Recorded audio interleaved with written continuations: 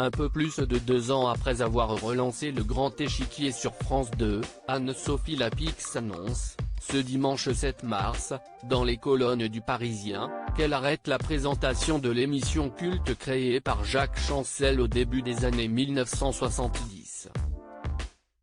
La journaliste préfère se consacrer à sa présentation quotidienne du journal de 20h. L'actualité est très intense avec la crise sanitaire et s'annonce tout aussi dense avec la présidentielle.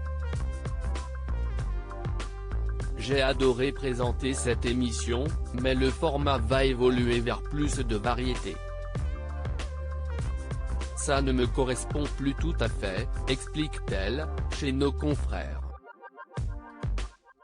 Anne-Sophie Lapix sera remplacée par Anne-Elisabeth Lemoine.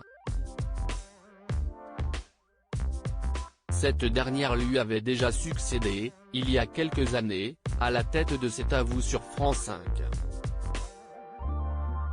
En février dernier, c'est elle, déjà, qui présentait le dernier numéro du Grand Échiquier après le test positif au Covid-19 d'Anne-Sophie Lapix.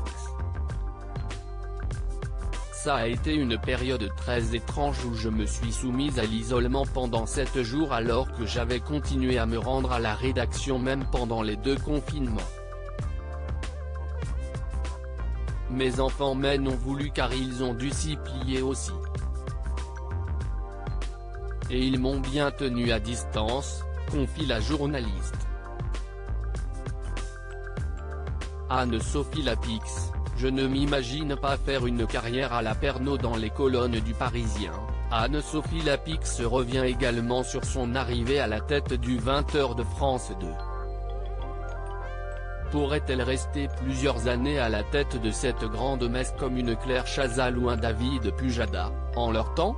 Je ne m'imagine pas faire une carrière à la Pernod, Chazal, Poivre ou même Pujadas. Mon parcours est jalonné d'expériences de 4-5 ans. Après, je suis très heureuse aujourd'hui, rétorque la journaliste qui devrait donc quitter, à en croire ses propos, le journal de 20h dans quelques années. Sera-t-elle alors, une nouvelle fois, remplacée par Anne-Elisabeth Lemoine? Je le lui souhaite, si est un super job aussi. Même si je ne suis pas certaine que ce soit vraiment son but, rigole-t-elle.